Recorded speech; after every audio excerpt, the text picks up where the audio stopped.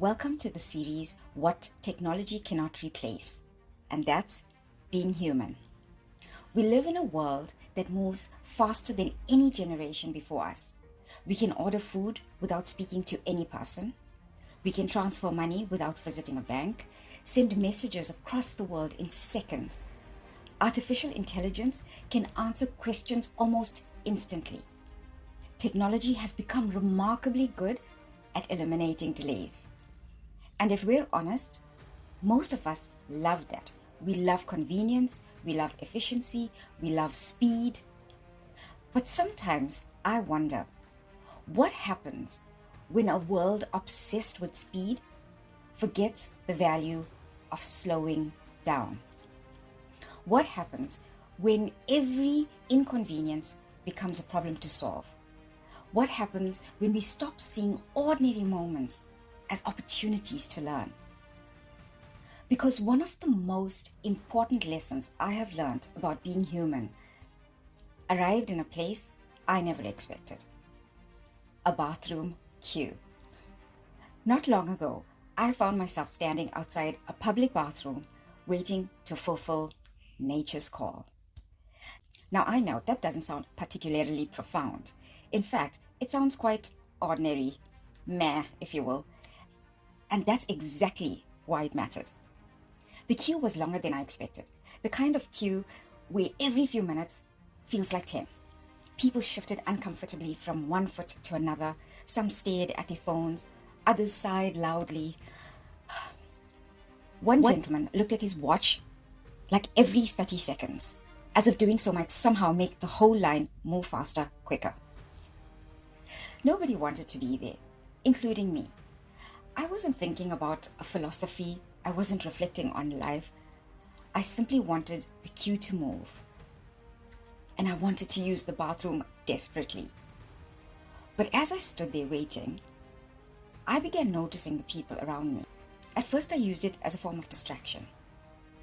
I saw a woman in a business attire, a teenager scrolling through social media, an elderly gentleman leaning slightly on a walking stick, a mother trying to keep her child occupied, different ages, different backgrounds, different lives.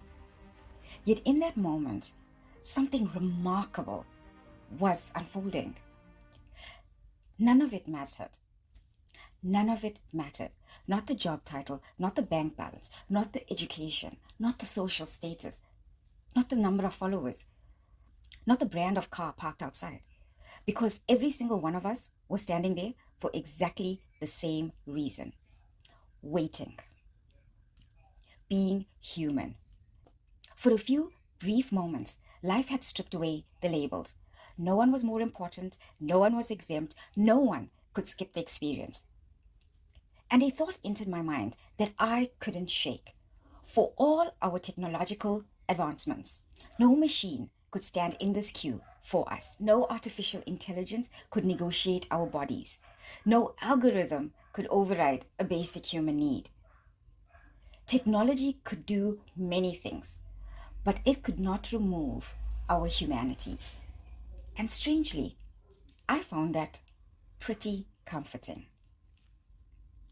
The longer I stood there, the more I thought about how much energy modern society spends trying to eliminate waiting.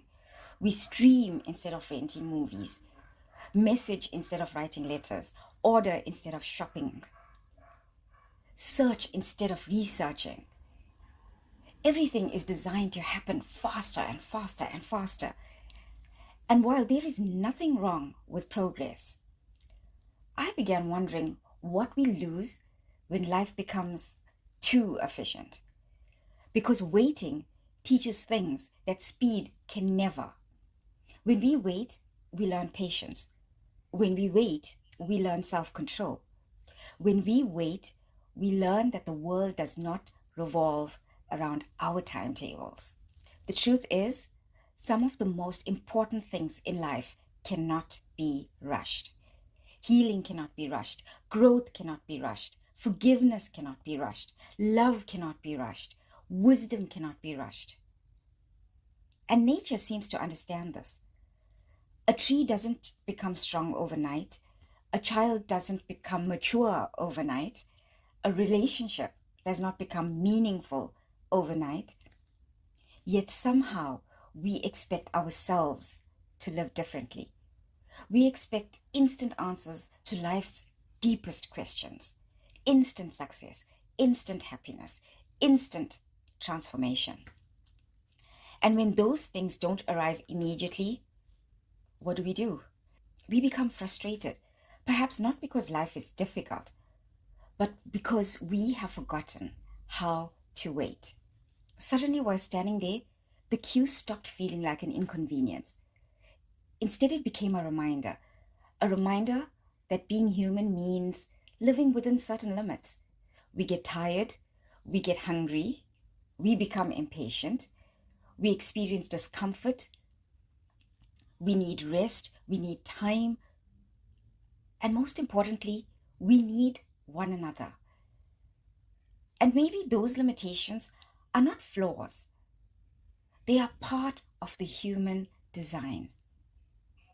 Maybe the very things we spend our lives trying to escape are the things that keep us connected to each other. Because everyone in that queue understood discomfort that day. Everyone understood impatience. Everyone understood waiting. And for a few minutes, complete strangers shared the same experience. Not through technology, not through social media, not through artificial intelligence, but through humanity. The next time you find yourself waiting in a queue, in traffic, in a doctor's office, even at an airport, or waiting for life itself to move forward, take a moment, look around you, ask yourself, what if this is not wasted time? What if this moment is teaching me something? What if patience is not the obstacle? What if patience is the lesson? And if technology eventually removes every inconvenience from our lives, will it also remove some of the opportunities that help us grow every single day?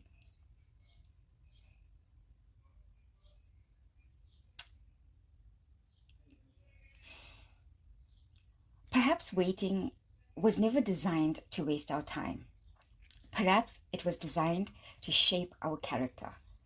Perhaps patience is not something that just happens to us. Perhaps it is something that develops within us.